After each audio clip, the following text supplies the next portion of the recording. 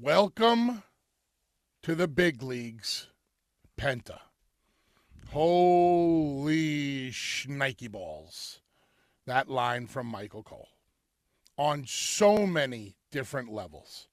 No, he said So the Dave, big time. He said the big time, not the big big leagues. time. Big time. Okay, big time. Big time, big leagues, big deal. It's a very big deal. I can talk about this Penta thing from so many different points of view. What would you like me to address first? Well, I mean, I agree. There's a lot here. Let's first talk about the match itself. Obviously, they want to showcase Penta. They put him in the ring with Chad Gable. 13-minute match. It felt like it was unlike any Penta match I had ever seen, Bully, because it showed off Penta, but yet it was in the WWE style. Do you agree, and your thoughts on that? Yes. Chad Gable, phenomenal choice to put Penta in the ring with. All right? Why? Well, first of all, Chad Gable is excellent at what he does. He's a phenomenal athlete, yada, yada, yada. Something happened in the beginning of the match. I don't know if you picked up on it, but what Chad Gable was able to do for Penta in the beginning of that match told me everything I needed to know about why they chose Chad Gable. Because not a lot of wrestlers, a majority of wrestlers, could not do what Chad Gable did for Penta last night. Within the first 3 minutes of the match, Dave, what was it? I have no idea. What was it? They worked Mexican style from the other side of the body. When you are programmed to work a certain way in that ring, and that's about all I'm saying, okay? Because remember, I can't make you believe pro wrestling is real, but I can make you believe I'm real, and I don't have to pull back the curtain all the way. When you're so used to doing something a certain way, when you start doing it a different way, it's almost like having to master a complete different language overnight. American style, Mexican style, completely different. Gable was able to do that for Penta in the match. Length of the match. I thought the match was too long. I would have cut the match down a little bit and kept the same psychology and the same things that they did. As far as, yes, we're used to seeing Penta wrestle spot fest matches in AEW with little to no psychology and or selling whatsoever. You ain't doing that in the world of the WWE. You'll get to work a WWE-esque luchador style, which is what we saw. There was selling, there was psychology. Is Penta going to get it overnight? Absolutely not. But the more and more he's in the ring with doing the WWE style, he's going to learn. I'm going to jump to the promo. That man was genuinely happy to be there. That man Penta realized after that match was over, oh, this is what they've been talking about. This is what I've been hearing my entire career. This is what I've been hearing my entire life. That until I get here, I ain't been nowhere. Now, I'm not downplaying AEW or Mexico, meaning this really is the big leagues. This really is the big time. It's the WWE. It's where you truly learn how to work and become a millionaire. Not just because some guy with a lot of money threw millions at you because he wanted another action figure to play with. It's because you earned the right to make these millions through your art and your work and your performance. And that came out in the promo last night.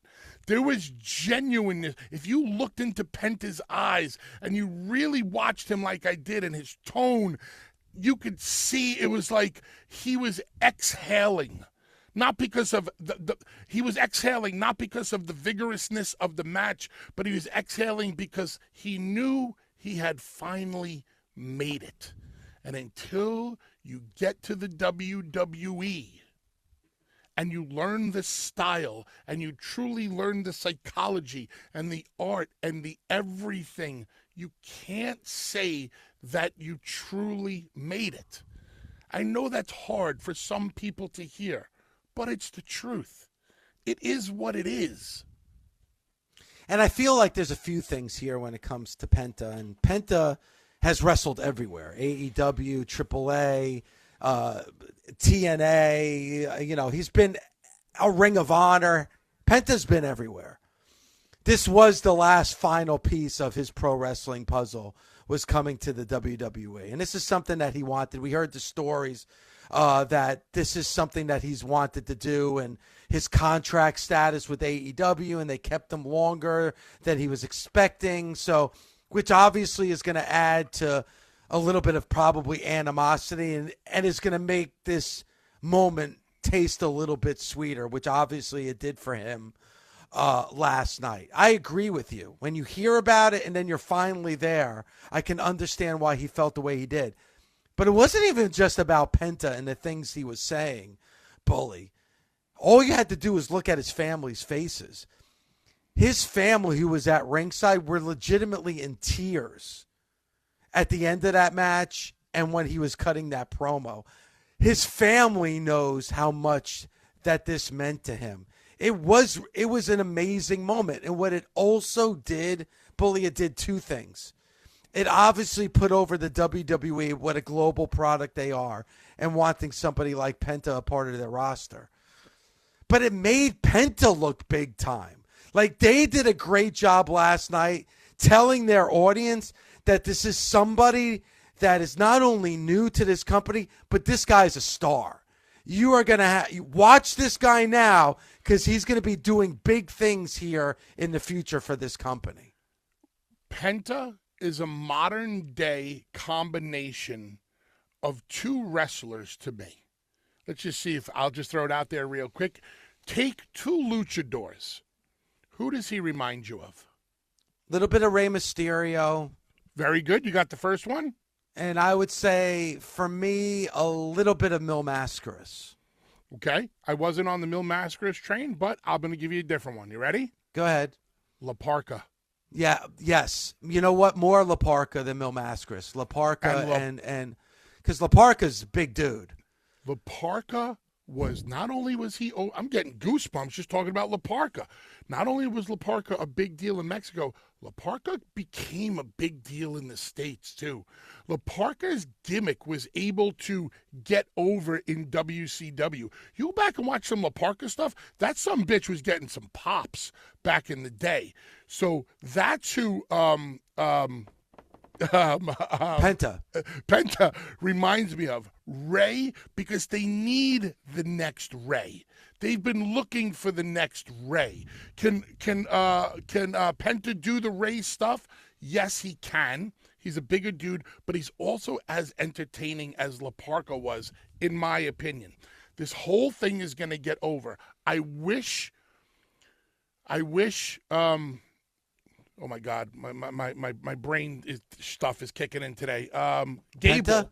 Oh, okay. I wish Gable didn't stop the initial Cero Miedo and go into the armbar. I wanted the people to scream that out at the top of their lungs right off the bat. That's a tiny little nitpick. They'll have their chance, believe me. Yeah. They'll have their chance. So, the way he was presented, the worst kept secret, the merchandise, having the masks ready to go. Eddie Brasili said he wanted me to do Busted Open this morning in a Penta mask. I couldn't even get my hands on one, and I'm right here in WWE territory right now.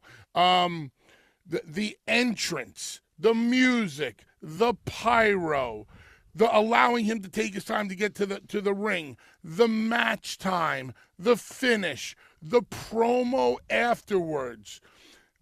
The WWE told the entire world, this is Penta. We're giving him all the time he needs to get over on this night. Okay? WWE Universe, welcome Penta. Yada, yada, yada. And oh, by the way, dear rest of the wrestling world, this is how it's done. Do not underestimate the WWE telling the rest of the world, including one company in particular, this is how you do it. This is how you get somebody right. This is how you help capture somebody's lightning in a bottle in all aspects of their character, not just the moves. And there's a lot here from what you just said. First and foremost, I do think that he is going to try to step in the shoes of Rey Mysterio. I think Rey Mysterio, you're going to see take a, probably he's already Hall of Famer, Bully. So I think you may be getting close to Rey Mysterio retiring and Penta kind of taking that place of the top luchador in the WWE. The other thing is, and if you want to say because of giving him the time with the microphone, if you want to say because he's now in front of a sold-out audience, if you want to say because it's now on Netflix, AEW, to me, would never be able to do what the WWE did last night. And I have to say that AEW never did what the WWE did last night, presenting Penta as a big-time superstar. They put him in high-profile matches, gave him time to do what he does in the ring. But giving Penta that time with the microphone and cutting that type of a promo, AEW never gave him that opportunity. The WWE did last night, and it was a grand slam. You said that AEW would never be able to do what the WWE did for Penta in presenting him as the superstar that they presented him as last night, correct? Yes. How would they know how to do that? Who's there that knows how to do that? I mean, there should be people there that should know that, but there's not. You got to tell me there's not anybody. The boss doesn't there. know how to do it. The boss in WWE knows how to do it. The boss in AEW doesn't know how to do it. So why should I have expected that? That's the problem. People expect so much from AEW, but there aren't the people there to do what you expect. From a creative point of view, from an agenting and producing point of view. Does Dustin Rhodes know how to create a star or how to book a great? Dustin Rhodes knows how to do it all. Are they tapping into Dustin Rhodes? Nope. Listen, I can go on and on, but at the end of the day, the guy responsible for everything has absolutely zero experience when it comes to creating stars. The guy that runs that place knows how to throw ungodly amounts of money at wrestlers, and God bless every one of the guys and girls that are getting some of that money. He's able to present them with a platform, i.e. TV and pay-per-views, to go get themselves over. Get themselves over. I'm going to say it one more time for the people in the back. Get themselves over, because I don't believe that creative in AEW knows how to get talent over with characters and story and promos. The only way creative in AEW knows how to get talent over is by putting them in matches in which they can wow a crowd on a Wednesday or at a pay-per-view, but then be easily forgotten the next day. That's for the majority. Yes, there is a minority there. A great example, Will Ospreay. But for the most part, you can't do what the WWE does because you don't have the experience in doing what the WWE does. And at one time, the WWE couldn't do what they do today because they didn't have the experience that they have today. This is generations of passing down of knowledge.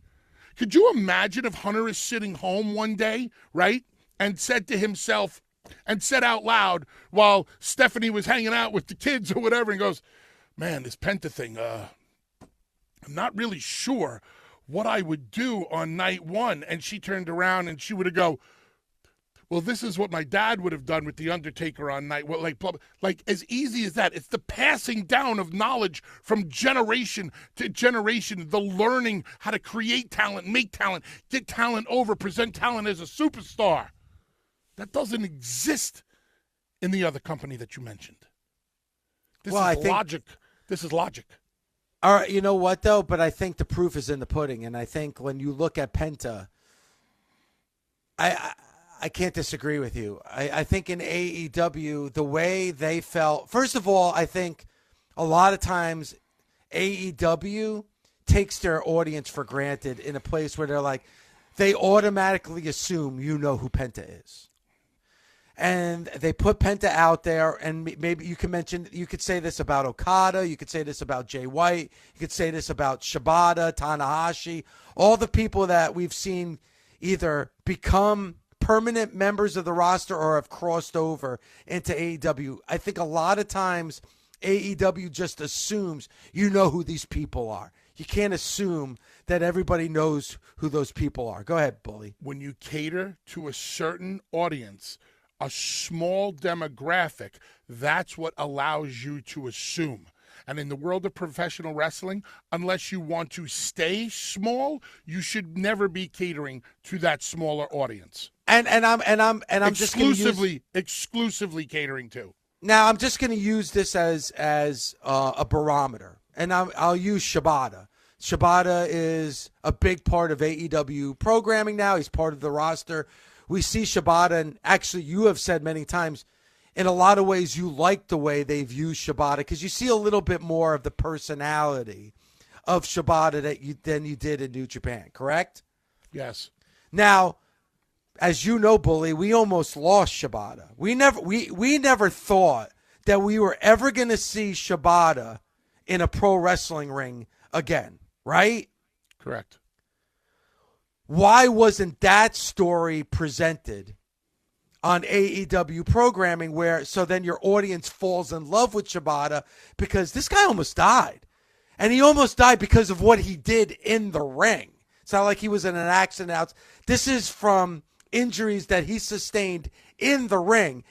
We all thought his career was over. But here he is on AEW. Tell us that story somehow, some way, so that your audience is emotionally connected with Shibata. Now with Penta, AEW choose to get Penta. Could you imagine, how do you think I've been emotionally connected to Shibata for the past, I don't know, let's just call it 6 months? He's entertaining. He makes me laugh. Yes. Right? That is the emotion that I have with Shibata. What emotion should I have with Shibata based on his story? That this guy has such a love for pro wrestling that somebody who sustained injuries, that almost lost his life, he made a promise to himself and his fans that somehow, some way, he was going to find his way back into the ring. Was that story told? No. Imagine that story's told. Imagine that guy who's like that ultra serious Noah pro wrestling guy or New Japan guy, that really serious pro wrestler. You tell that story, boom, emotional investment. Now I want to love this guy because this guy almost bit the dust but made a promise to himself and his fans, and he had so much head trauma and he was able to come back. Dude, I love you. Not there, because that takes up too much TV time and doesn't get you a "this is awesome" chant or a 5-star rating. And you want to be mentioned on Meltzer's Observer fan letter. The other thing, too, and I've mentioned this before as well, Bully, about our very own Thunder. In the pay-per-view match, with Mariah May, she invited her dad to sit at ringside. Thunder told the story here on Busted Open about that her father is very, very sick, very, very ill. And she got emotional talking about her dad, saying this may be the last time that her father could see her wrestle. And because of his illness and because of his sickness, he hasn't really been able to see her, play out on a major organization like AEW. And Thunder's dad was sitting at ringside for the match against Mariah May. How do you not tell that story on TV? How is the only place she's telling that story on Busted Open? How are you not telling the story about her father? Father was there. They put the camera on her dad. How do you not put a live microphone in Thunder Rosa's hand? Watch her get emotional talking about her father being at ringside, fighting an illness and fighting for his life. How do you not tell that story on TV? What type of match was it? I thought it was a very good car crash type of match. You could have used the dad and the dad's illness as part of the finish, which would have garnered Mariah May heat, as opposed to a pop for the finish. It was a street fight for the pop. It should have ended, and then we'll get back onto Penta. That match should have ended with Mariah May retaining the championship, but flat on her back in the ring, and Thunder embracing her father at ringside, hugging him and kissing him. Like, that's how that match should have ended. Instead, it ended with Thunder laid out and Mariah May with a smile on her face walking up the entrance ramp. That didn't make much sense. All right, so creatively, they completely dropped the ball. But when you look at the big picture on there, creatively leading up to the match, creatively in the finish of the match, the babyface left laying, the heel standing and walking away, smirking. Who got over? What worked? Where along this entire ride of this particular story was anything done right? That's why Penta was breathing a sigh of relief last night, because he's finally in a place that's going to do right by him. Now, AEW's way of getting Penta over is by having him in the ring, putting on a 5-star match that gets people talking about what a great match it was. But what the WWE did last night is they got their fan base to be emotionally invested in Penta. They're seeing his family at ringside crying. Like, why would they be crying? It's not like he wasn't wrestling for a major organization. He was wrestling for AEW just a few months ago. He was wrestling on pay-per-views. He was wrestling in arenas. There's a reason why. And they told that story in one promo on one show. On one promo last night, what they did is they told Penta's story and they told their own story. Penta is now a made superstar based on one promo on a Monday Night Raw. And he didn't have to have a 5-star match to do it. I agree with you. That promo after the match with Chad Gable meant 100 times more than anything Penta did in the ring last night. Hey, that match was a good match. He went over. He beat Chad Gable. But him with a live microphone, and just like Pat McAfee said, half of that promo, I didn't understand. I don't speak Spanish. Half of that promo I didn't understand. I didn't need to understand the words. I read it. He's wearing a mask, and I read it in his eyes, what he was saying. The guy's not speaking my language, and the guy's wearing a mask, but I got emotionally invested in what he was saying in the fucking ring. Gee, that is fucking genius to be able to do that. You care about him, and you care about what he's saying, because despite the fact that you can't understand him, you felt his emotion. Ladies and gentlemen, that is professional wrestling. That is what this business has been built on from day one. When you get away from that, you get away from what it's supposed to be and how we generate money and run a business and entertain on all levels. What you just said means more than any move in any match with any star rating or anything of that grading system. Whatever it is. I can't wait to see what the star rating was for Penta versus Chad Gable. I hope it's the lowest star rating that Penta has ever received, because what Penta did last night and what the WWE did last night was worth light years more than any stars could possibly get it.